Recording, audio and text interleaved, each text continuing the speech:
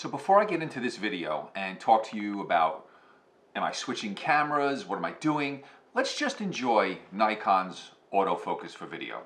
Isn't it lovely? Isn't this great?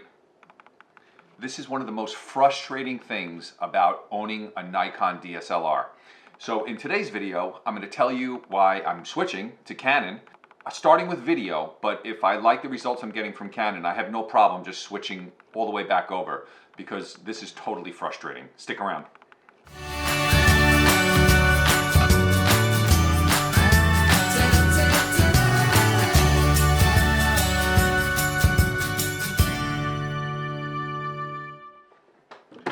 So I've been shooting with Nikon since 2013.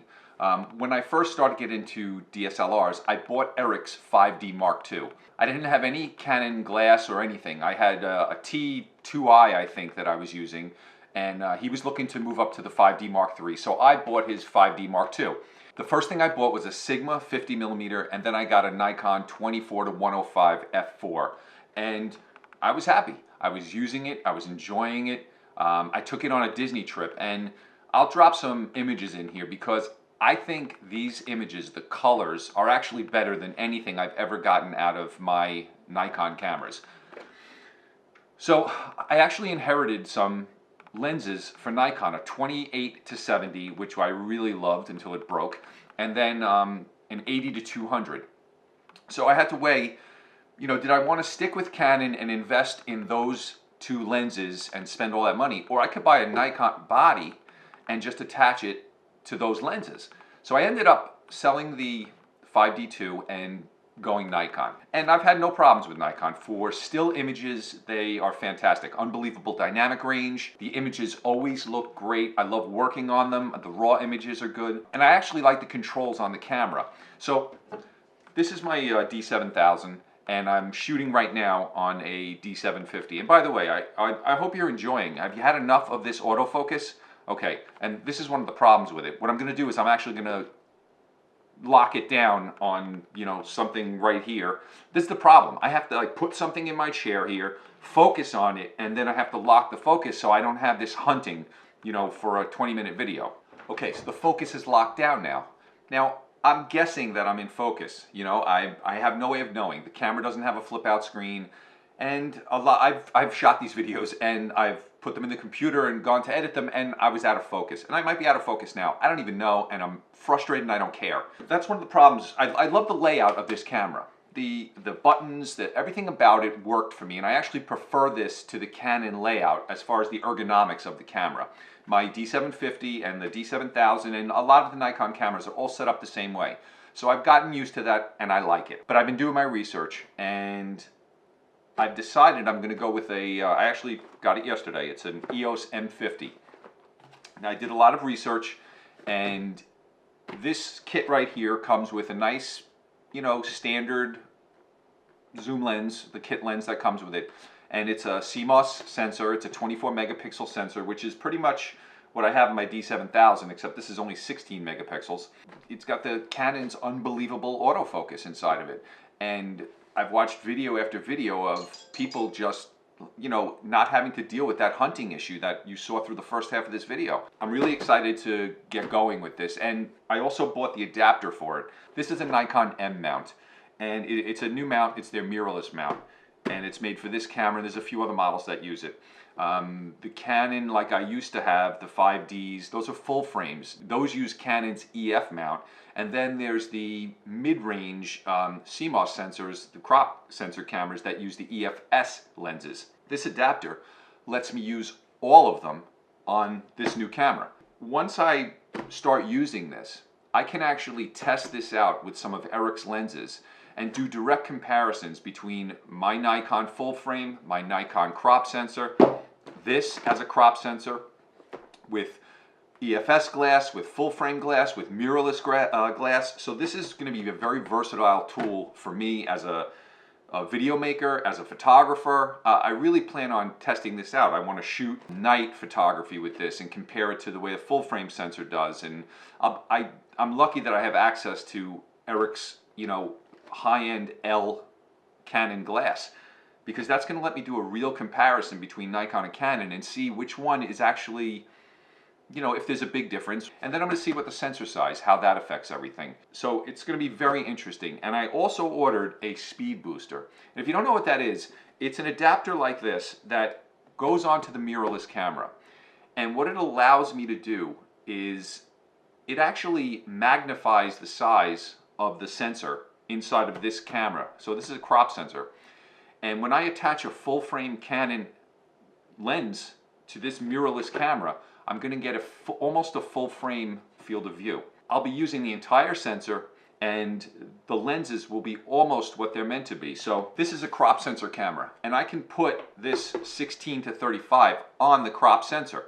But when I do that, it doesn't remain as a 16-35 focal length. My full frame Nikon D750 will. It'll be 16mm, 35mm. When I put it onto a crop sensor, because the sensor's smaller, it's not using the whole image area, and what it effectively does is zoom your lens. So there's a 1.5 crop factor, so a 16 becomes a 24. The 35 becomes a 50 something, and that's what happens across all of the lens ranges. So you'll typically see lower numbers on crop sensor lenses because they're trying to mimic full frame equivalence. What this will let me to do with the speed booster is when I borrow Eric's 24mm lens and I put it on here, it's going to be 24mm. If this sensor is as good as I hope it is, and I want to start buying Canon full frame glass, I will have access to every single lens that Canon makes from their M series straight through all of their L glass, and on a very small form factor, which could be great. I'm going to try it out and we're going to see how it goes. And I'm going to be able to directly compare this to Eric's 5D Mark III. Now this was $500 with the lens. So actually it was $5 and change. I think I paid a little under $600 for this with a bag, filters, the kit lens and the actual camera, and a battery and a memory card, all for $600. Just Eric's camera body is $3,500. So I want to see how close I can get my images to that quality using his lenses. Okay, I took it out of the box. I don't know, I don't like those unboxing videos, I don't get it. I know you don't care how it's wrapped up. Maybe you do, I just don't care. So this is the size of it. It's a pretty small camera. It feels solid, it feels like a well-built, it's got a good feel in the hand. But this is going to be key for me right now, especially making these videos, just to have that screen so I can, see what I'm doing. You see these type of vlogs or videos, or if I wanted to pick up my camera and walk around with it and talk to you and show you something, the autofocus is all over the place. So it's very hard to do that. So we've tried using our phones and action cams, but if you want DSLR quality, it's hard to do it unless you can really trust your autofocus. With my Nikon, I can't. So here's a comparison. This is my D7000, and this is the Canon EOS M50. So it's it's a